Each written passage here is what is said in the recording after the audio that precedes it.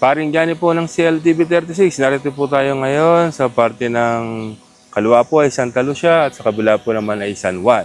Nandito po tayo ngayon para ipakita sa inyo kung ano ang kalagayan ng San Fernando River.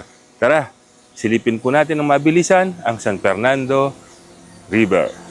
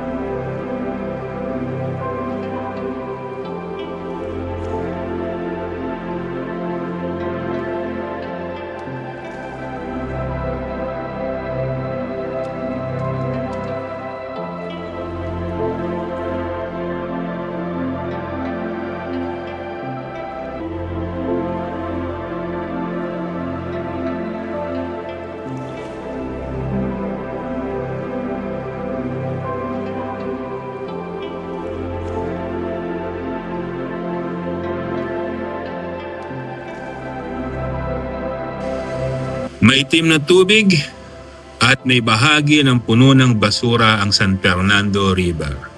Matanong lang po ni Paring Johnny, kaya pa po bang ibalik ang dating sigla ng San Fernando River? Paring Johnny po ng CLTV 36.